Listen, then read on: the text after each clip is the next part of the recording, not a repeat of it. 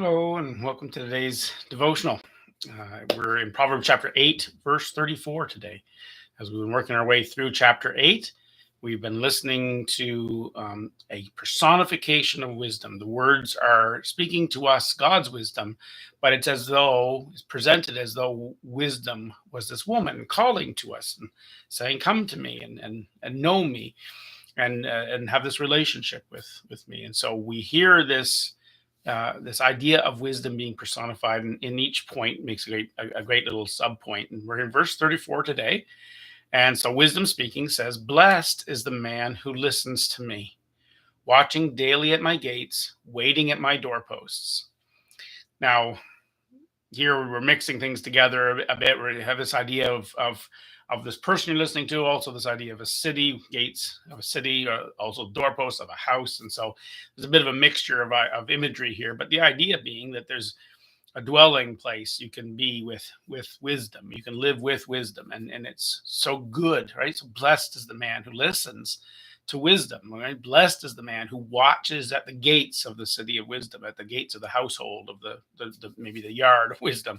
Wait, the blessed is the man who waits at her door for her to come out so that he can see her and have this relationship and know and hear her talk to him. And so there's this idea of just the tempo of wisdom in our life, and that's what I want to kind of focus on today, is this idea about the tempo of wisdom. Being a wise person requires a slower pace of thought. Now, here's the idea. When we're in life and we're trying to make decisions, especially big decisions, we have this sense of urgency that often follows in our world. Especially, everything's urgent, right? You get a ring of the phone. You got to see who's texting you, or you got to answer right away. You feel this urgency, so much so that people will do it while they're driving or while they're in the middle of a conversation. They'll stop the conversation to answer the text or to whatever. It's the sense of urgency. Act on this, act on this. And of course, advertisers in our world, they're constantly urgent, right? You gotta do this now, be while supplies last, kind of a sense that you got to make this decision before it's too late. And you got to invest your money into this project before the opportunity's gone. And there's a lot of push in our world to make decisions quickly. And we even have this sort of a doctrine in our world that the best way to be effective in the world is to be able to act quickly to things, respond quickly to things. And there's a certain truth to that. Now, obviously, if there's a fire started in your house, if you're quick enough to get to the fire extinguisher and put that fire out, I mean, that's going to save your house. And so there's a place for quick reactions. But those quick reactions are not the norm, and it's not how you find wisdom. Those quick reactions are reactive. Hopefully, you've learned wisdom enough to structure those quick reactions before they ever happen, so that you know how to use a fire extinguisher and you know what the response is to a sudden fire in your house, because you've applied wisdom when there wasn't urgency. The problem that we often get in our world is that everything has been reduced to urgency. And so wisdom is simply elusive. We can't find it because we have to act so quickly on everything. And I would argue that this verse is kind of reminding us, watching daily at the gates, waiting at my doorposts.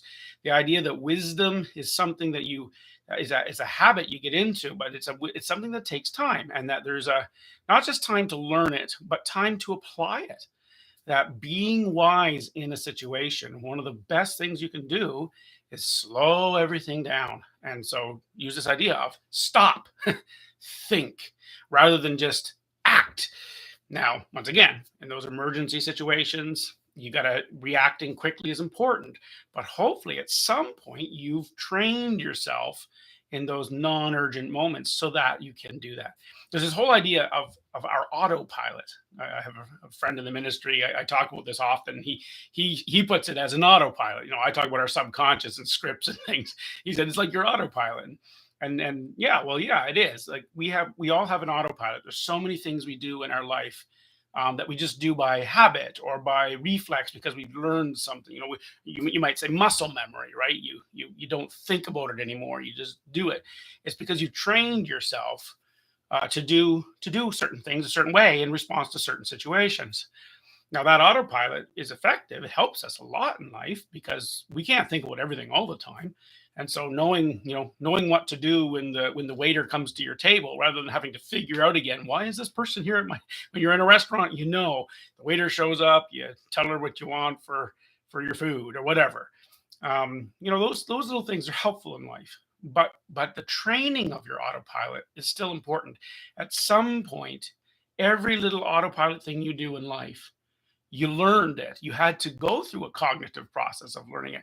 And some of them we went through and they just sort of happened because of a trauma or something. And so we learned a bad habit. And you got to unlearn those things.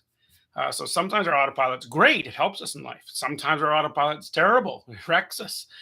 And we, as good, wise people, we need to constantly be trying to teach ourselves how to make wise decisions so that we can train our automatic responses to be wise.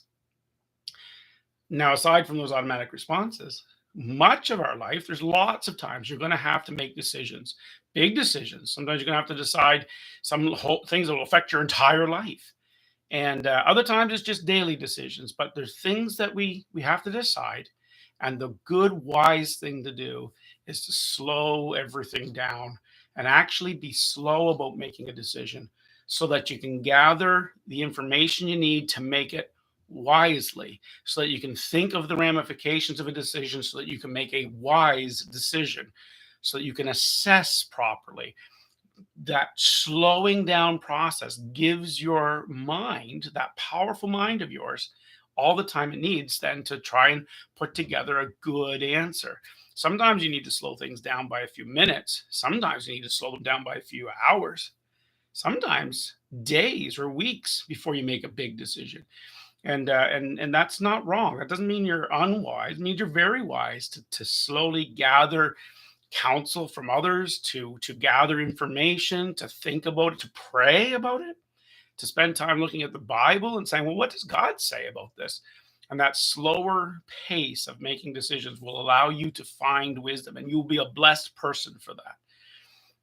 Jesus once said that we should be, or was it Jesus? One of his disciples said that we should be slow to speak, right? Slow speaking is an act, right? Slow to speak, quick to listen. And yes, so that's slowing down to hear, to receive before you speak, right? And there's a wisdom in that. And this is so important. We should make, especially big decisions, but we should learn to slow our pace, to make decisions wisely, but then make them decisively.